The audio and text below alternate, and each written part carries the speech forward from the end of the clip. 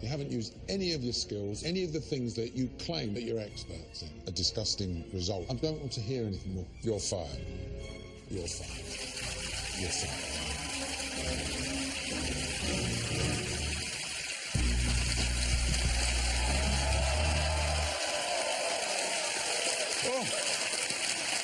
Good evening, I'm Jack D. Welcome to the Apprentice, You're Fired. I've been assured my job is safe, but the night is young. This week was Bob a Job Week, or as Lord Sugar likes to call it, 3 for the price of 1. And the candidates showed they were ready to do anything for money. Well, almost anything. To power wash our stands, all the grease, all the cigarette butts, the bird poo. Question, if we get this beers, do we have to do it? No, Sam, the elves will come in overnight and do it for you, silly. Team Versatile were left crossing their legs once Joseph took over. No messing about, no stopping, no toilet breaks, literally hitting it. Solid, yeah? Let's hope it's not a big job. After last week's outburst in the boardroom, Brett has been asked not to swear anymore, but somehow you can still tell what he's thinking.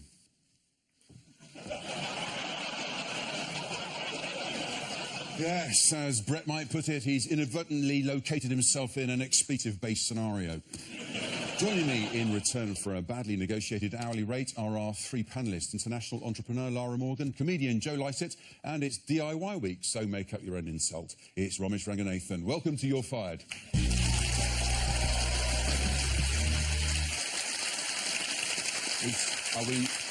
Is everyone well? You calmed down from that? That was... It sort of made me American. I sort of watched the third, I was just like, oh, no, he didn't! You know, wicked, with it. I thought you might fire everybody. It's almost... And Claude, you can sod off and all. Right, well, in tonight's task, one candidate was hoping Lord Sugar would be in a forgiving mood. But he wasn't. I admit that pun doesn't really work, but I didn't have time to finish it. In your day job, you organise the construction of basements. Well, in this particular task, you've dug yourself a very, very big hole. You're fired. Thank you very much for the opportunity, Karen Ford. Thank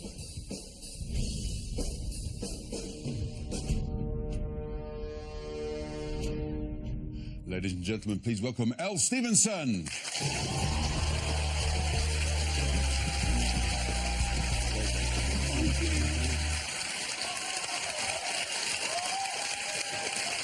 Oh.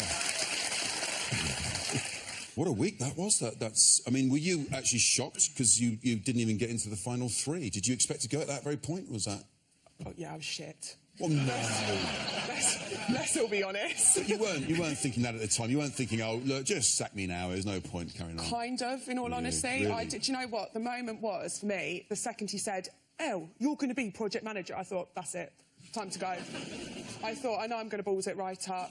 But you actually said in the taxi Lord Sugar would have been an idiot not to fire you. Let's have a look at why you said that. Elle, Karen said you relied totally on him, and you're supposed to be the expert. Joseph, the second we get in that theatre, I am no longer the project manager. You are that project manager. How long are we thinking it's going to take time-wise?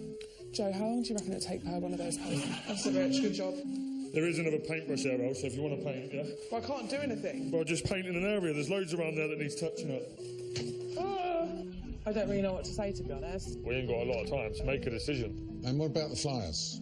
Elle, you've missed the deadline. Great. Mistake on that, mistake on this.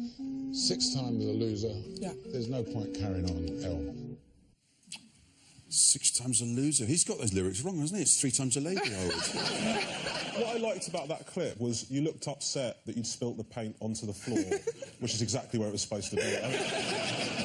You were overwhelmed right from the beginning, but this is a task that should have suited you because it's kind of what you do for a living, isn't it? Not really. I wouldn't actually go on site and physically do stuff. You don't actually do anything at work? No. I just give it to someone else and leave it with like that, because, no, I don't do anything. All right, Laura, I'm going to come to you now. Ella's been very ready to admit her mistakes. Is that a good strategy in business, to own up when you've done something wrong? I think you learn from your mistakes. I think you have to time, to some extent, when you're going to admit them. I thought you were great at praising Joseph in terms of his participation, but you nailed yourself. I think at that point in the boardroom, I knew I was going anyway. The second we lost the task, I knew I was going, and I thought, I'm not going to drag other people under the bus with me. I just think it's best to own up and say I couldn't have done anything without this person. I'd rather kind of leave with my integrity. Joe, would you be as generous, do you think, in Elle's To Dick situation? Dastardly.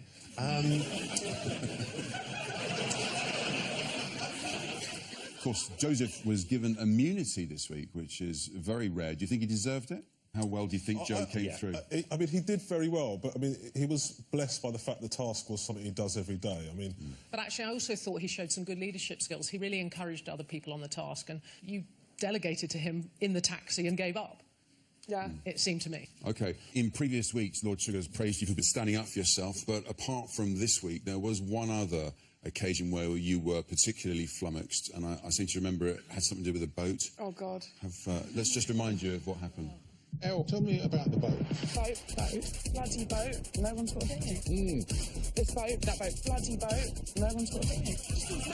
Leave the boat, bloody boat, buy the boat, bloody boat, leave the boat, bloody boat, no one's got a thing. Hustle, boat. She bought that boat. Boat. She bought that boat. Bloody boat. She bought that boat. No one's got a thing. Boat, bloody boat, no one's got a thing. Sorry, Adele, that is the Christmas number one.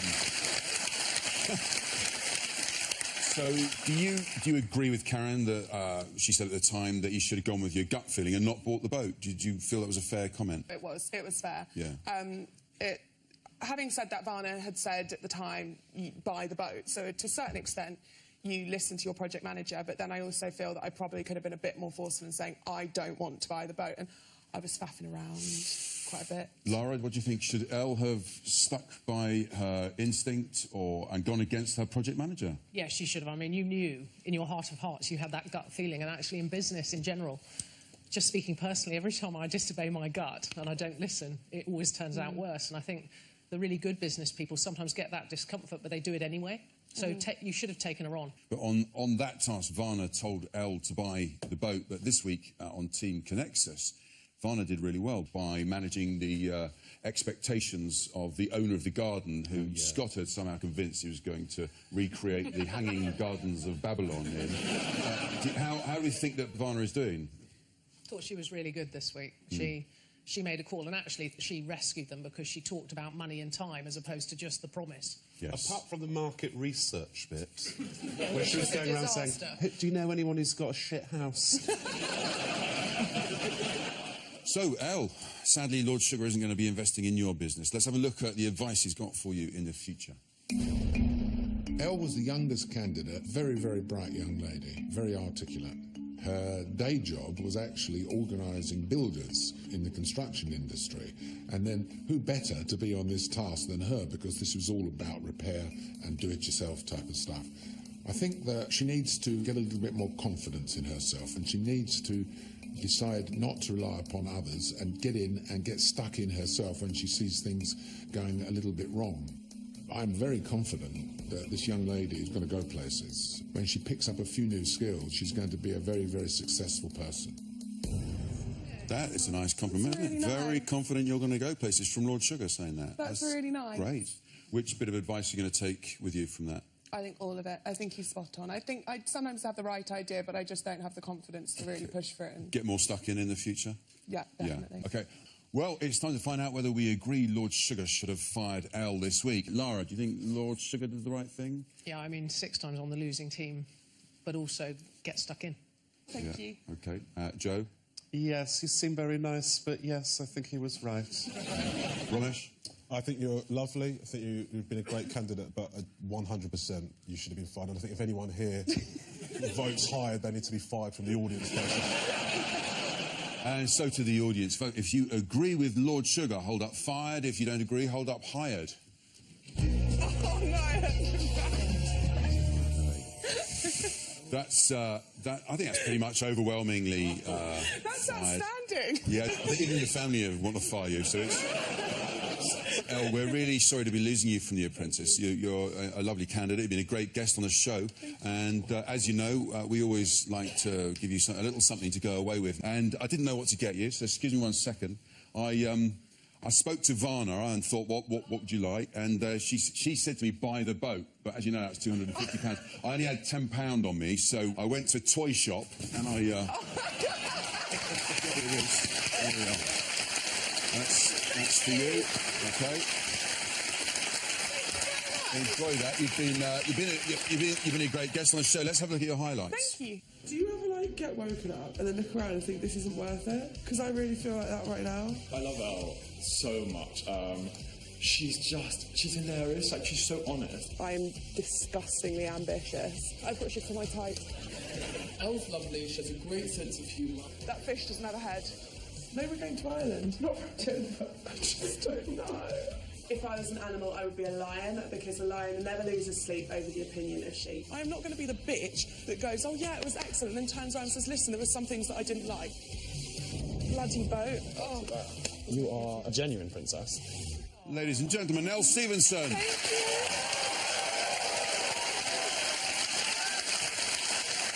Well, it is far from over. We've still got 2 more candidates to meet. Who's up next? McGinn, I'm going to say this to you. I don't think you have the potential at this moment in time of being my business partner. It is with sincere regret, McGinn, that you're fired. Thank you. We'll stay in touch.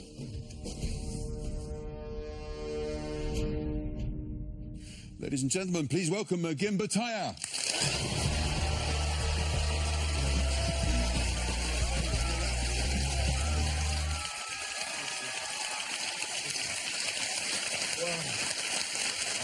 I think you've already...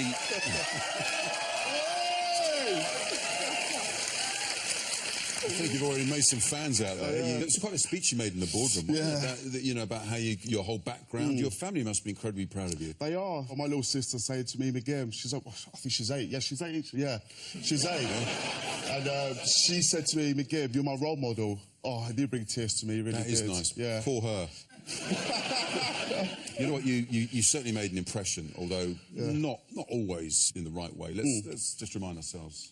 What happened? Unfortunately, you weren't pear-shaped blood sugar. A couple of shelves that could do with fixing. It's quite simple. I tried to tighten it with a screwdriver.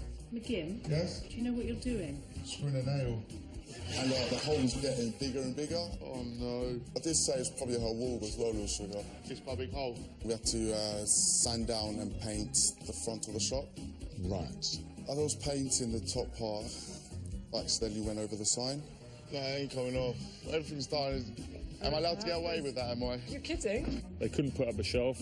They painted over a sign. McGinn has grown a reputation as being a little bit of a joker. You've got to grab your opportunities in this process. There's no time for joking now. You said you'd never picked up a screwdriver in your life. That's right. Was it wise of you, therefore, to volunteer to put shelves up? Well, I wanted to prove a point that I can use a screwdriver. But you didn't know if you could. I've never tried it. Yeah, but sometimes I want to try the impossible, do you know what I mean? Like, it's something I didn't try, I want to do it. I mean, we know you're enthusiastic. We saw you trying to sell fish in a vegan restaurant. And, you look like you're having a lot of fun. You gave us a lot of fun. But do you think sometimes you should have taken yourself a bit more seriously? Do you know what it is in life, right? I've got a bit of character behind me, a bit of personality, and that's made me successful up to this point. My history proves how successful I've been. So why should I change now? Why do I need to be so serious? If someone said to me, McGinn, I can guarantee you to be a millionaire, be serious, I'll do it. But there isn't. Do you know what I mean? I'm myself. Love me who I am. If you don't, you're lost, not mine. OK, good. Well, we saw another great speech, Miles. Last week, we saw McGinn sell some books to a focus group, and we saw him hand-make the flyers for his team. There's a big entrepreneurial spirit in McGinn. Do you not think, Laura? I think there's an entrepreneurial spirit, but actually, McGinn, I think you could take away from the process that, we all evolve. I started my business when I was 23, and I'm not the same person I was then, and I've made millions of mistakes, and the enthusiasm does get you to some place, but actually, you're part of the journey, I think, of enterprise is taking advice and hearing advice and learn as you go. Yeah. I promise you'll go further faster. Okay. Thank you. I think you're very charismatic. I mean, you can see how popular you are. Yeah. You're great to watch, and you know, I really do think you will be a success. You've got that energy and you've got that ambition. It's amazing. You just make some fundamental mistakes. When you painted over the sign, it's easy. I mean, it's an easy mistake. But then what you can't do is bring the lady out and go, "It's a shame about that." It's not. It's not a shame again. You did it, mate. Do you know what it is? I was a bit too much for Lord Sugar, do you know what I mean? Like, I'm the one with the bank now. Lord Sugar just landed off me, do you know what I'm saying? Yeah, mate. Right, well, McGim, Lord Sugar praised you for your opportunistic attitude last week, but we've unearthed some footage that proves that there was someone else you were trying to impress. Let's have a look.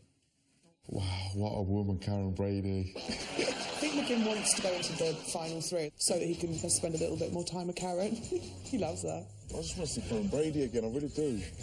Honestly, I don't think I've seen her enough. I keep seeing Claude, I don't want to see you, mate. McGim definitely fancies Karen Brady. He doesn't stop talking about her. I tried to say hi, but I got too nervous, didn't I? Every time I look at her, I get a bit of a tingle in my body. She walked past earlier, I had to hold her against his arm. Really melted, didn't I? I was like, help! She really does make my heart melt like butter in a microwave.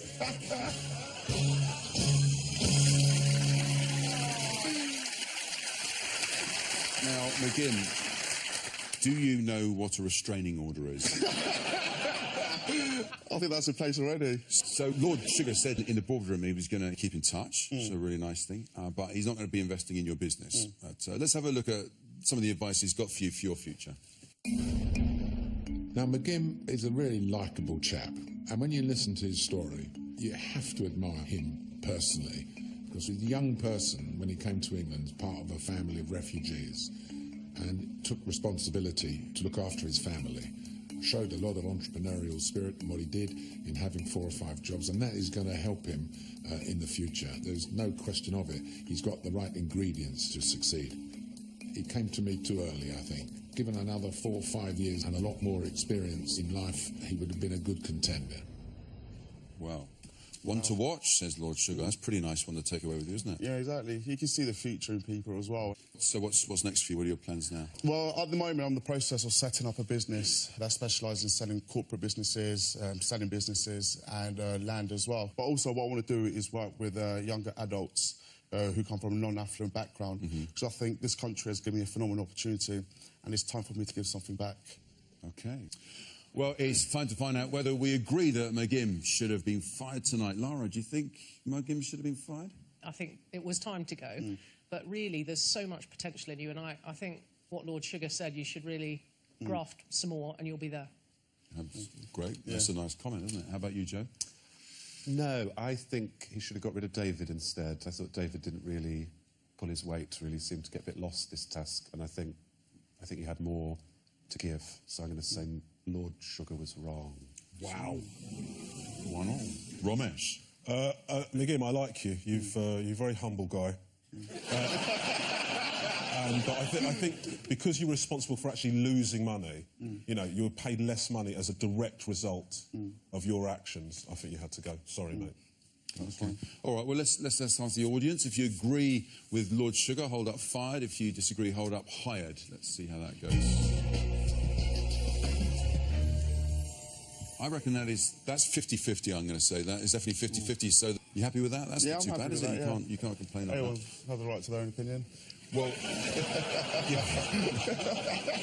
we can vote again, you know. Shall we? Yeah. Well, you know, you've been a fantastic candidate on The Apprentice. Everyone has loved watching you week by week. You've been a good guest on this show. As you know, nobody leaves empty-handed, so we have to get you a little... Do you know what's coming? What's coming then? I've got a funny feeling it'll be a screwdriver. What's the odds? Come on, let's have a look. It's a golden screwdriver, not just any old screwdriver. Okay. And not only that, we've had it engraved with your immortal words. Can you read it for us? Can you see what's on the bottom? God. Can you see what it says? I messed up a bit, didn't I? That's it. So that's for you to take away. And McGim, you've been a pleasure to watch. Here are your highlights.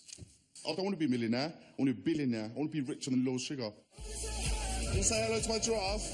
I will love you forever, and you got the privilege of meeting me today. Increase the price. McGim is the life and soul of not only our bedroom, but the house. You're having a good day, aren't you? He doesn't take things too seriously. Mate, what's the best achievement? Winning the Olympics. I was happy selling balloons, mate. Mate, that was a cheeky little deal. That's how we roll. Ladies and gentlemen, Mugembe Kaya.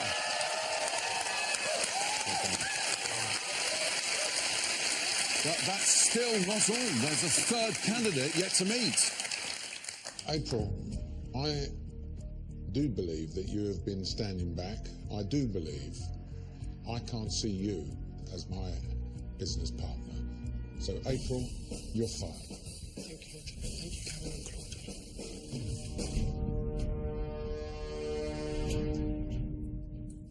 Ladies and gentlemen, please welcome April Jackson.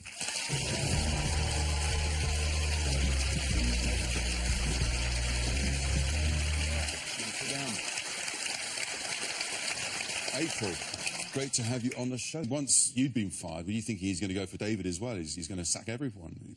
No, I think I knew I was the last person out of there.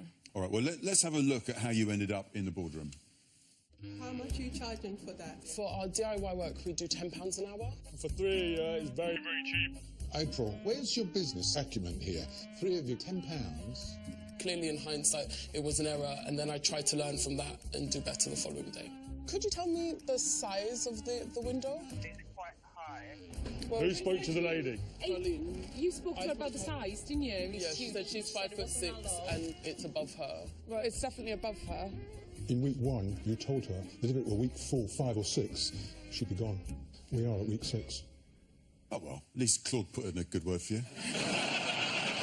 What? Has to be said, your pricing strategy a little bit erratic over the weeks, wasn't it? So we had £10 for 3 people to do an hour's work, right? First of all, and then it was £9 for a salad. What have you reviewed your pricing strategy? Well, I think I blame other companies and their advertising of cleaning services that I clearly didn't understand how much someone would pay for us to put a hole into their wall. Yeah. Okay. Ramesh, what did you think of April's pricing? Well, at first I thought it was weird that you've charged the prices that means your wages are illegal, and the person that accepted that job is probably undergoing an investigation on you. But then, when you think about it, I imagine that when they said how much is it, you looked at McGim holding a paintbrush the wrong way round and thought, 10 quid, that seems like a fair price. To me, you look like you were mucking in, but do you agree with Lord Sugar's point that after making a big presence in the first task, you then stood back a little bit, tried to keep out of the firing line? Is that fair? No, I don't agree. I think there's a reason why, although I lost many times, I wasn't brought back into the boardroom, and on that particular task with the DIY, I definitely got my hands dirty. I mean, it is always a gamble, as we know, being project manager on the first task. Yeah, I didn't want to. But when you're presented with a food task and everything you want to do is about food, it would be ridiculous not to. But I think I would have benefited from perhaps understanding the process a bit more before doing that task, and I would have definitely done some things differently. Can you clear up once and for all what everyone actually wants to know? What was the specification for the fish cakes? The specification, I would have to ask Brett, because it clearly meant a lot to him. It meant a lot to him, didn't it? Yeah. This is your nemesis in the kitchen, wasn't it? Was Brett. And this week over on Team Connexus, Brett actually was running things. How impressed were you by Brett this week? I don't like Brett. I think he looks like someone's put some stubble on a sweet potato. We're not going to war, we're cleaning some steps, aren't we, Brett? I find people like that very difficult to deal with, so I have a lot of sympathy for you, particularly when there's specifications. And someone who says, I formulated a flyer, can just get in the bin as far as I'm concerned. I thought it was great. I thought Brett was excellent. I did think he was excellent. I thought he managed it well, he was good. He was dealing, in Selena and Sam, he's working with 2 people that not only did they not know what they're doing, but they didn't have an appetite for that type of work at all. Yeah. And he managed it quite, very well. To Selena's credit this week, she also grafted and they got on with it. I think Brett shot himself in the foot because he didn't deliver on the task. They didn't deliver the project. Well, sadly, April, Lord Sugar isn't going to be investing in your business, but let's have a look at the advice that he's got for you for your future. Well, April was a very intelligent young lady. She took the challenge of being the project manager on task 1, and bang, bang, bang, we're going to do this, we're going to do that, we're going to do niçoise salad, we're going to do fish cakes, let's get on with it. And that's the name of our team, blah, blah, blah, let's get out, get on with it. That was very good. I like that. She showed me some very good things in the early stages. My only advice to her is continue to be decisive, but when you've made a decision, when you've set the foundations, when you've set the idea up, follow it through. Don't just think it's going to happen. Well, you can take on board any of that advice? I'm glad he liked my decisiveness because it hasn't gone. Good, good. And it sounds like you are now following through because you've opened your restaurant. Yeah, luckily other people think that I could do something amazing, so I was able to open my place in Brixton. What's the best thing to have in your restaurant? I actually have a 9-pound salad on the menu, and yes, there is tuna, and people do pay for it. They so do. It's all good. Fantastic. Well, good luck with it all, and it's been great to have you. Well, it's time to find out whether we agree that April should have been fired tonight. Lara, do you think Lord Sugar was right to fire April? You've left me in a quandary because you come across delightfully and cheery and smiley. But I do think your standoffishness meant you came a cropper, and so, yes, I would have fired you. Joe? I think not because I think you are clearly a very good businesswoman. I think it obviously wasn't going to work with Lord Sugar, so I think, yes, you made the right decision. Right decision. Ramesh? I don't think you were any more culpable than Charlene was, you know, in terms of she was there as well. You got stuck in at the same amount as she did. So in this case, I don't think you should be fired now. Thank you. OK, well, it's time for the audience. Now, if you agree with Lord Sugar, hold up fired. If you don't agree, hold up hired. Let's have a look at those cards now.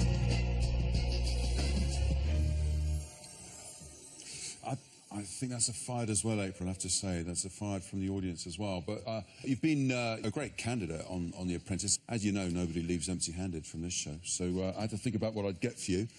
It had to be a fish cake. And don't worry, I have checked with Brett to make sure it is It's specifically to the specifications. It's to the specifications. Don't worry about that. So this is for you to take away with you. I'm going to... Can it fit over my bun? It would go over the bun. Here we are. There we are. OK. There you are. Thank you. All right, good stuff. April, you've been a real pleasure to have on the show. Let's have a look at your highlights. Let's make magic happen. I'm taller than the average person, and I have a lot of confidence. She knows what she wants. Fish cakes, that's what we're doing. A lovely, strong lady. Over and under and over and under. I get what I want. I just go, I ask nicely, I ask the right person, and I smile. My first dog was a dachshund. Her name was Anastasia Edwina Jackson. And I now have a Yorkie called Diva. Done deal. April's just really exuberant and full of life. Made salad with these hands.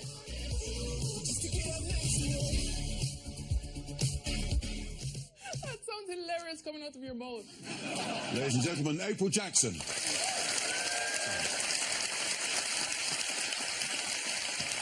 That's all for tonight. Thank you to Lara, Joe, and, well, all right then, Ramesh. So it's on to task number 7 for our candidates. Hiya, madam. For this task, I'm going to send you to Manchester. You're going to open up your own discount store. Manchester. We are Manchester's newest discount store. In my industry, I am known as the postman because I always deliver. He's a little bit irritating. You just want to smash him all the time. Does this look right or does it look stupid? Looks stupid. You did sound nice yesterday, but this morning you didn't. Last minute price drop! These candidates are misleading the public. Whatever, that's fine. Just come take a look. There's no harm in that, right? Speak to me like that again. I'll go if you want. What planet are we all on here? Go to bbc.co.uk/apprentice for everything you need to know about the series, including, as usual, some honest subtitles. We'll be back next Wednesday at 10 for more You're Fired, when alongside Ramesh, I'll be joined by, sorry McGim, it's all about timing, Karen Brady. Good night. Jack D's back over on BBC 3 now in Josh Widdicombe's brand new sitcom, where a pool party is not quite so much fun if you can't swim. Next here on BBC 2, it's Newsnight.